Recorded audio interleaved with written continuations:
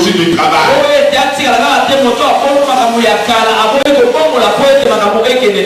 Parce que vous comprenez que le réveil apporte la grande moisson.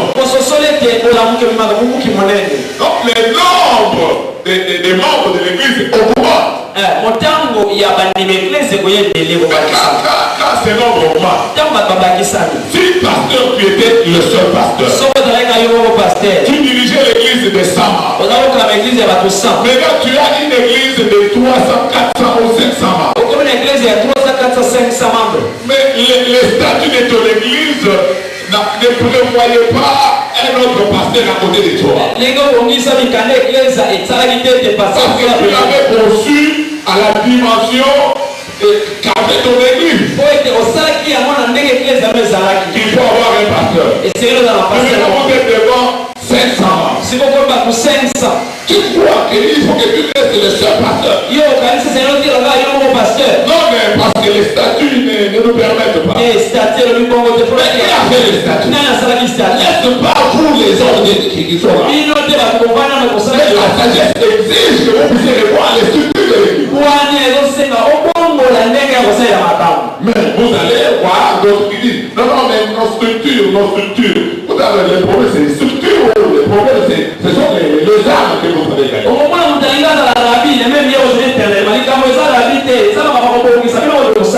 Mais ça, quand nous voyons dans l'église primitive, ils ont connu une croissance sans précédent. Pierre a prêché l'église avec 3000, l'église de 4000. Après l'église de 5000. Après l'église. Après la Bible nous dit que c'était devenu une église de multitude. Il n'y avait même pas. Ils ont prêché l'amour. L'amour et l'amour. Il y a des problèmes dans l'église. Les apôtres se sont mis ensemble en réunion pour revoir les structures. Parce que ce sont eux, ils étaient les seuls à prêcher, à enseigner, à prier, à diriger la prière, à distribuer la nourriture. Mais ils n'arrivaient plus à le faire. Parce que l'église avait beaucoup grandi. Il y avait la grande moisson. Ils étaient obligés de changer les structures. Le réveil avait imposé cela. Et ils se sont réunis.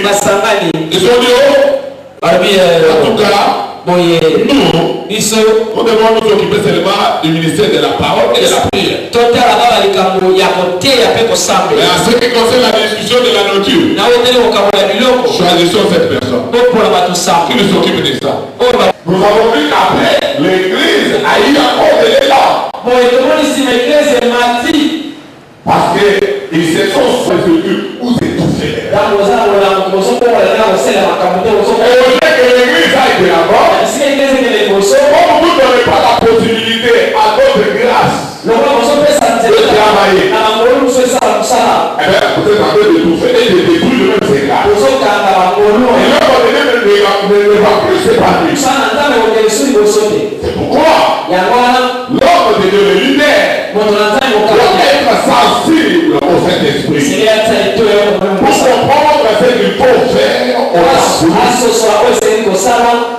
au temps voulu. Amen. Nous devons savoir quatrièmement que le réveil apporte la crainte de Dieu et la soumission totale à l'autorité de la parole de Dieu. On peut voir cela dans Acte 2, 43 à 45. Acte 2, 43 à 45. Et Psaume 34, 10 à 11. Et Psaume 34, 10 à 11. Alors, comment maintenir le réveil? Pour maintenir le réveil, il ne faut pas attrister le Saint-Esprit. Éphésiens 4, 30. Éphésiens 4, 30. Nous avons été prêts marcher dans la crainte de Dieu pour ne pas attrister le Saint-Esprit. Surtout que nous savons que Dieu envoie le réveil ici à Dieu pour la grande moisson. Pour que nous gagnions des ans perdus pour le Seigneur. Deux, pour maintenir le réveil, il faut vivre en intimité avec le Saint-Esprit.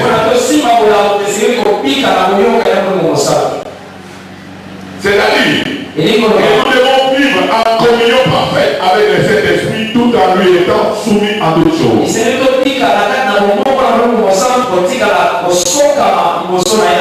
Nous venons de lire Actes 16, 6 à 10, l'histoire de l'apôtre Paul. Acte 16, 6 à 10, l'histoire d'apôtre Paul. Sans intimité profonde avec le Saint-Esprit. Sans intimité profonde avec le Saint-Esprit. Il n'y a pas réveil.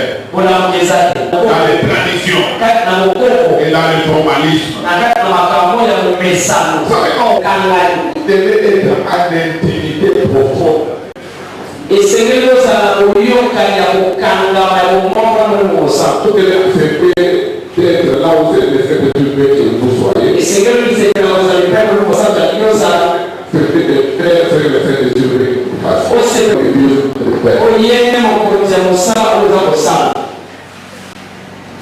Si on ne fait pas ce que lui veut de vous, tu ne réussiras pas si tu n'es pas avec lui. Or, dans le royaume de Dieu, ce n'est pas par force ni par la puissance que nous pouvons faire quelque chose, mais par l'Esprit de Dieu. 3. Pour maintenir le réveil, il faut persévérer dans les fondements des apôtres et des prophètes. C'est-à-dire, il faut persévérer dans la sainte doctrine. Et ne jamais devenir hérétique. Et nous voyons cela dans Éphésiens chapitre 2 verset 20.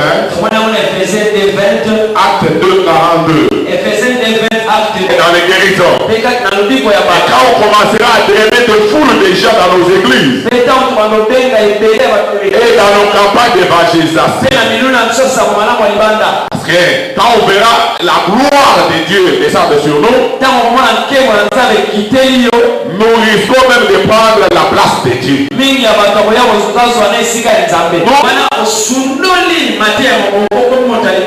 Là vous attristez le Saint-Esprit. 4. Il faut persévérer dans la communion fraternelle.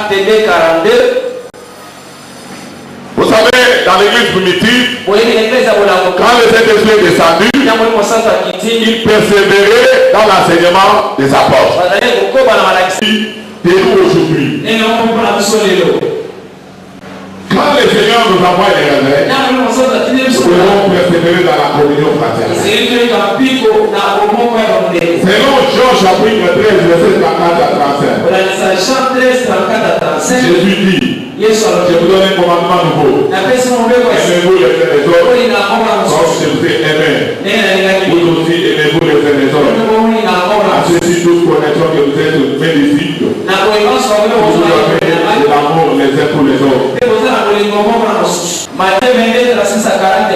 Maître, quel est le plus grand commandement de la loi? Jésus lui répondit. Tu aimeras le Seigneur ton Dieu de tout ton cœur, de toute ton âme et de toute ta pensée. C'est le premier et le plus grand commandement. Et voici le deuxième. Tu aimeras ton prochain. Et c'est le commandement de toi toute la loi et les prophètes. La Bible nous montre que l'amour est aussi une union fraternelle. La Bible dit ceux qui se ressemblent s'assemblent. Mais c'est que la Bible nous fait voir. Sans amour, il n'y a pas de communion. Il faut persévérer dans la fraction du pain. Acte 2, 42. Vous savez, la fraction du pain nous maintient dans la crainte de Dieu. Et dans la sainte doctrine. Et vous êtes ainsi à maintenir les réveils. Jésus a dit à propos de la sainte terre, faites ceci en mémoire de moi. Mais vous allez voir des églises qui passent des années sans prendre la sainte terre. Et nous avons des fils enfants et tout. Et nous y soyons aussi. Alors vous comprenez que quand nous sommes là à la table du Seigneur, nous nous rappelons que le Seigneur est mort à cause de nos péchés. Ou à cause de nos pas péchés.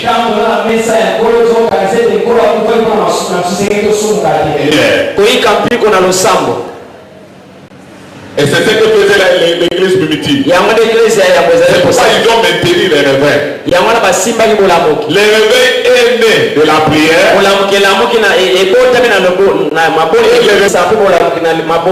Ils étaient dans la chambre haute. Persévérer dans la prière.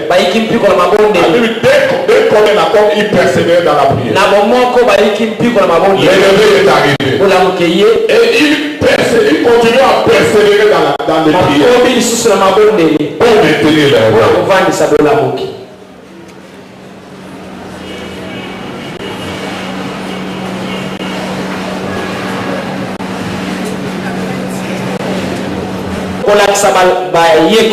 Acte 5:42. Acte 5:42. Il ne cessait d'annoncer la bonne nouvelle. Il ne cessait d'annoncer la bonne nouvelle dans les maisons des gens.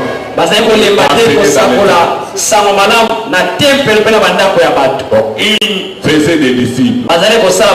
Et les disciples continuaient à évangéliser. Pourquoi les réveils étaient maintenus?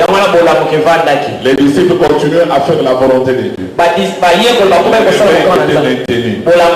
L'église croissait. Donc quand nous faisons des disciples, nous maintenons les réveils. Parce que les disciples, ils transfèrent aussi les réveils dans d'autres milieux. Parce que au moins les réveils étaient dans l'église de Jérusalem.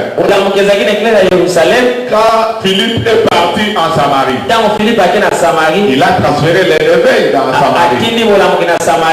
Mais s'il n'était pas formé, il ne pouvait pas faire ce qu'il avait fait. C'est parce qu'il était disciple. Il avait compris. Je suis en Samarie.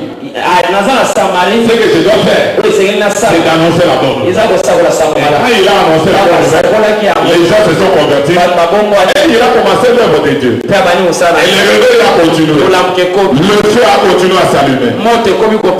Donc quand nous formons des disciples, c'est pour maintenir le réveil. Parce que les disciples accomplissent, il fait ce que son maître fait. Pour maintenir le réveil. 8 dans l'église primitive. Pour maintenir le réveil de l'église primitive, les disciples devraient témoigner Christ et faire des disciples en commençant par Jérusalem, Judée, Samarie, jusqu'aux extrémités de la terre. Le même principe reste le même jusqu'à nos jours. Donc il faut avoir la vision d'annoncer la bonne nouvelle jusqu'aux extrémités de la terre. Mais en commençant par Jérusalem.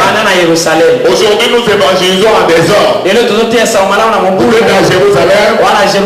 Vous n'êtes pas parti à Judée. Mais vous voyez déjà aux extrémités de la terre. Non, non.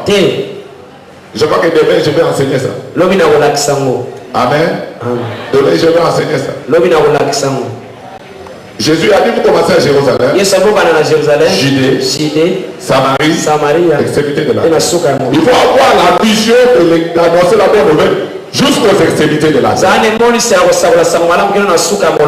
9. Pour maintenir le réveil, il faut donner la nourriture qu'il faut au temps convenable.